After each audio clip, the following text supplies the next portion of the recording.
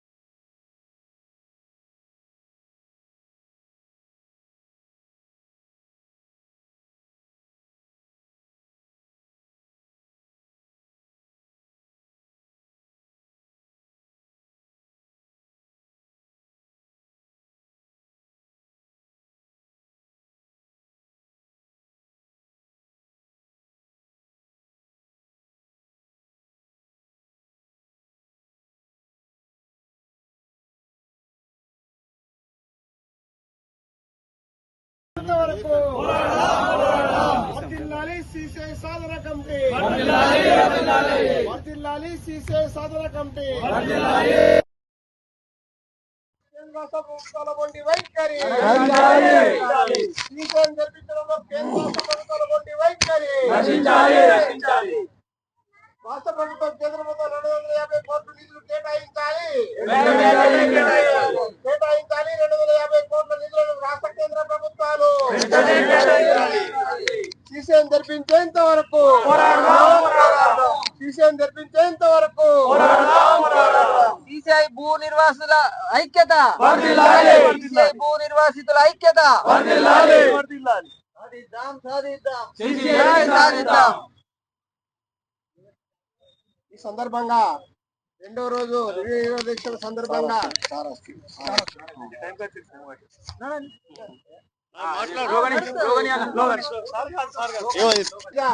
ప్రజా సంఘాల నాయకులు పార్టీల నాయకులు వచ్చేశారు. సీసీఐ జరిపించేంత వరకు ఈ పోరాటం కొనసాగుతుందని ప్రతినపూని ఈరోజు దీక్షల్లో కూర్చోవడం అనేది జరుగుతుంది. సీసీఐ జరిపించడం కోసం ఎంతకైనా మేము పోరాటం చేయడానికి ముందుంటామని ప్రతి గ్రామం నుంచి ప్రతి పట్టణంలో ఉన్నటువంటి ప్రతి వాడ నుంచి కూడా అభిప్రాయం అనేది వస్తా ఉన్నది. ఈరోజు సీసీఐ జరిపించడంలో ఎమ్మెల్యే ఎంపీ మొండి వైఖరి విడనాడి కేంద్ర రాష్ట్ర ప్రభుత్వాలతో మాట్లాడి 250 కోట్లు రాష్ట్ర ప్రభుత్వం కేంద్ర ప్రభుత్వం 250 కోట్లు నిధులు కేటాయించి ఈరోజు మనం సీసీఐ జరిపించడానికి అనుకూలంగా ఉంది. కాబట్టి ఈ నిధుల కోసం ఈ ఎమ్మెల్యే ఎంపీ వాళ్ళ దగ్గరికి వెళ్ళి నిధులు రాబట్టాలని ఈ వేదిక ద్వారా మేము వారికి సూచిస్తా ఉన్నాం. వేషజాలకు పోకుండా ఈ ఎమ్మెల్యే ఎంపీ ఆదిలాబాద్ లో సీసీఐ నిర్మించాలని ప్రజలందరి కోరిక. కాబట్టి మీరిచ్చిన ఆమె ఈరోజు ఆదిలాబాద్ వచ్చిన సందర్భంగా అమిత్ షా గారు మా ఆదిలాబాద్ లో ఎంపీ గారిని ఎమ్మెల్యే గారిని గెలిపిస్తే మేము సీసీఐని ఇక్కడ తెరిపిస్తామని అన్నారు. ఆ తెరిపియాలన్న ఆలోచన మరి ఎటుపోయింది? మరి మీరే కదా 12-13 సంవత్సరాలు కేంద్రంలో ప్రభుత్వం ఉన్నది, రాష్ట్రంలో మీరు ఎమ్మెల్యే గారు మన ముఖ్యమంత్రి గారికి సన్నిహితుడిగా ఉన్నాడు. అటువంటిప్పుడు 250 కోట్లు ఎందుకని రాబట్టలేకపోతున్నాడు అనేది ఈ సందర్భంగా మేము అడగదలుచుకున్నాం. అందుకని భేషజాలకు పోకుండా సీసీఐని జరిపించడం కోసం ఈ 250 కోట్లు రాష్ట్ర ప్రభుత్వం 250 కోట్లు కేంద్ర ప్రభుత్వం దగ్గరికి వెళ్ళి తీసుకురావాలని ఈ ఎమ్మెల్యే ఎంపీని మేము అడగదలుచుకున్నా ఉన్నాం. ఈ సందర్భంగా గౌరవనీయులు పెద్దలు మన మాజీ మంత్రివర్యులు జోగు రామన్న సార్ మరి రెండవ రోజు ఇలా చాందా గ్రామస్తులు రిలే నిరాహార దీక్షలో పాల్గొన్నారు. వారందరికి కూడా పేరు పేరున సిసిఐ సాధన కమిటీ ధన్యవాదాలు తెలియజేస్తా ఉన్నాం. మనం సూటిగా ప్రశ్నిస్తున్నాం.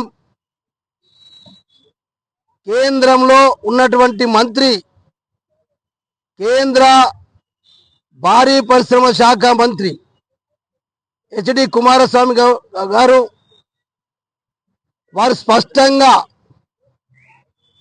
మేము ఆదిలాబాద్లో సిమెంట్ పరిశ్రమను రీఓపెన్ చేయడానికి సిద్ధంగా ఉన్నాం.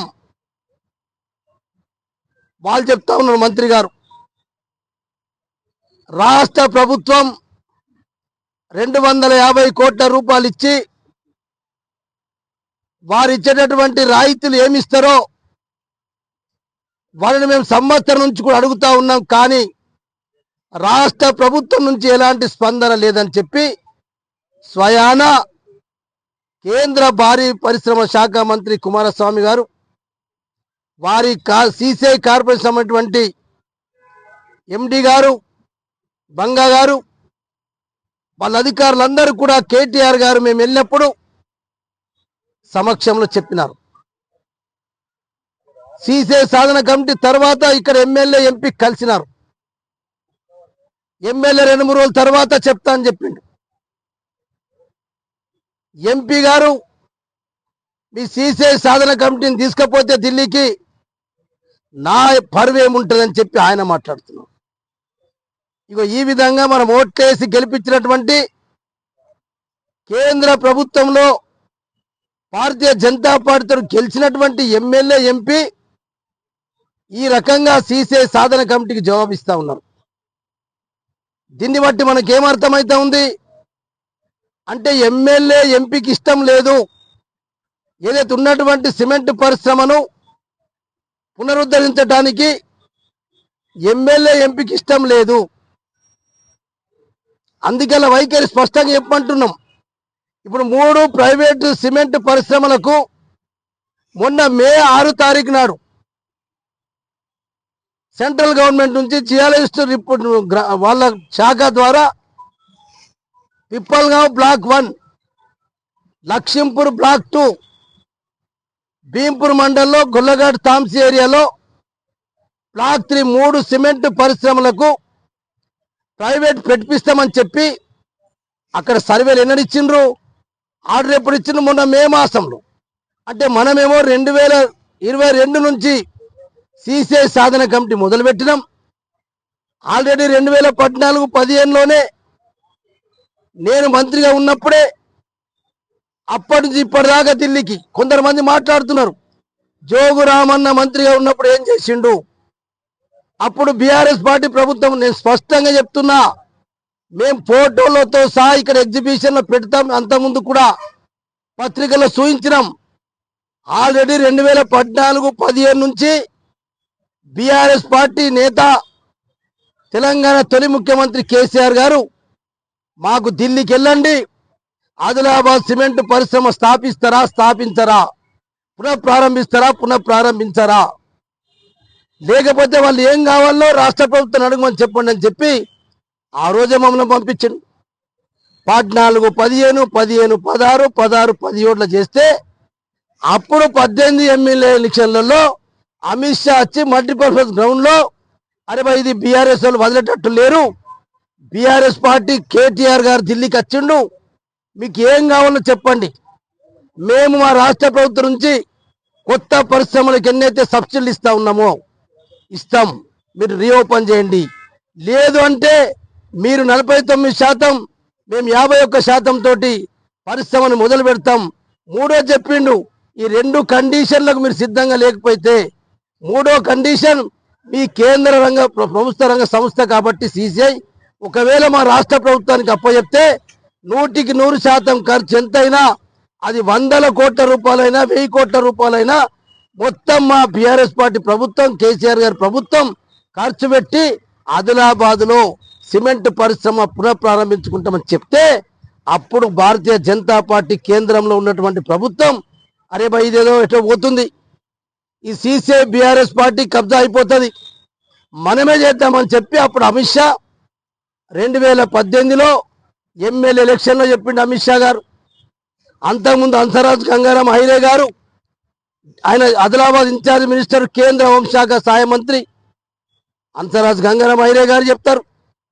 ఇప్పుడు ఎమ్మెల్యే అప్పుడు బీజేపీ అధ్యక్షుడు ఆయన చెప్తారు. అప్పుడు 16, 17లో మళ్ళా ఇప్పుడేమో కేంద్ర మంత్రి చెప్తాడు సిసిఐ సాధన కమిటీకి మేం తయారున్నాం, రాష్ట్ర ప్రభుత్వం సిద్ధంగా లేదు అని చెప్తే మరి ఇలా మేము ఒకటేమడుగుతున్నాం, పాయల్ శంకర్ గారిని, గూడెం నగేష్ గారిని, ఆదిలాబాద్లో ఉన్నటువంటి సిమెంట్ పరిశ్రమ మీరు పునఃప్రారంభించడానికి మీకు ఇబ్బంది ఏంది?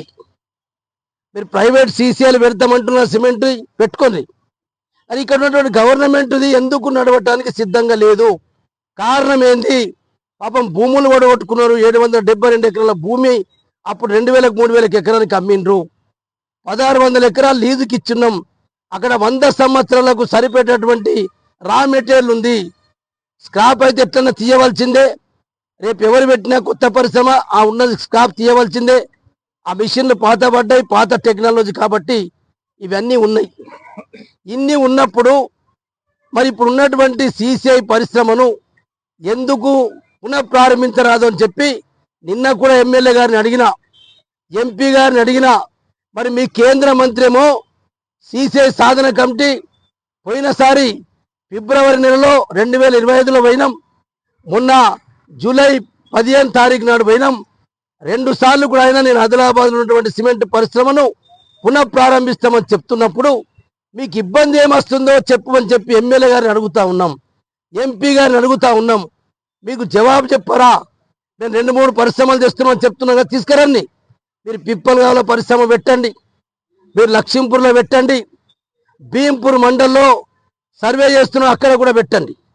కానీ ఇక్కడ ఉన్నటువంటి 100 సంవత్సరాలు సరిపెట్టేటువంటి రామేటటువంటి ఈ పాత సిమెంట్ పరిశ్రమ, ఇది సిమెంట్ సిసిఐ, ఇది కేంద్ర ప్రభుత్వ రంగ సంస్థ కాబట్టి దీన్ని పునరుద్ధరించడానికి మీకు ఇబ్బంది ఏమని చెప్పి అడుగుతున్నాం. మీరు ఎన్ని రోజుల వరకు జవాబు చెప్పారో ఎంపీ ఎమ్మెల్యే గారు, తప్పకుండా రాబోయే రోజుల్లో ఆదిలాబాద్ ప్రజలు మీకు ఓట్లేసి భారతీయ జనతా పార్టీ గెలిపించిండ్రు.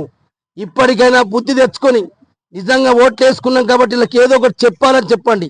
లేదు అంటే మీరే ఈ సిసిఐ సాధన కమిటీని మీ అద్దరు ఢిల్లీకి తీసుకుపోండి. ఇది జోగు రామన్నకో బీఆర్ఎస్ పార్టీకో ఏదో పేరు వస్తుంది అనుకుంటే మీరే స్వయంగా సిసిఐ సాధన కమిటీ మీ ఎంబడి రావడానికి కూడా సిద్ధంగా ఉన్నామని చెప్పి కూడా మీ ఇంటికి వచ్చినప్పుడు చెప్పిండ్రు, ఎంపీ ఇంటికి పోయినప్పుడు కూడా చెప్పిండ్రు. కానీ ఏమీ మాట్లాడకుండా ఈ రకంగా మౌనం వహిస్తూ ఉన్నారు. కాబట్టి ఎమ్మెల్యే గారు, ఎంపీ గారు, తస్మాత్ జాగ్రత్త. మీరు ప్రజలతో పెట్టుకున్నోడు, ఓట్లేసి ప్రజలు గెలిపించిన ప్రజల్ని మోసం చేయడానికి మీరు ప్రయత్నం చేస్తే మాత్రం మిమ్మల్ని క్షమించదు ఇది ఆదిలాబాద్ నియోజకవర్గ ప్రజలని చెప్పి హెచ్చరిక చేస్తా ఉన్నా. జై తెలంగాణ. సిసిఐ సాధన కమిటీ, సిసిఐ సాధన కమిటీ, సిసిఐ సాధన కమిటీ. పోరాడదాం, పోరాడదాం, పోరాడదాం, పోరాడదాం.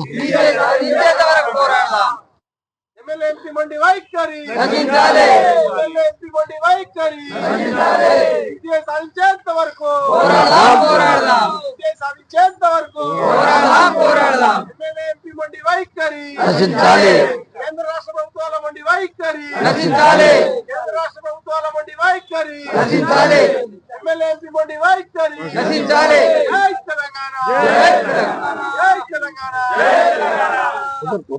వర్ధిల్లాలి, వర్ధిల్లాలి. आवाज दो, हम एक हैं, आवाज दो, हम एक हैं. కేంద్ర రాష్ట్ర ప్రభుత్వాల మొండి వైఖరి, కేంద్ర రాష్ట్ర ప్రభుత్వాల మొండి వైఖరి, కేంద్ర రాష్ట్ర ప్రభుత్వాల మొండి వైఖరి. పోరాడదాం, పోరాడదాం, సిసిఐ గెలిపించేంత వరకు పోరాడదాం, పోరాడదాం, పోరాడదాం, సిసిఐ గెలిపించేంత వరకు పోరాడదాం, పోరాడదాం, పోరాడదాం, సిసిఐని గెలిపించేంత వరకు పోరాడదాం, సీసీఐని తెరిపించేంత వరకు పోరాడదాం, పోరాడదాం. పోరాడదాం.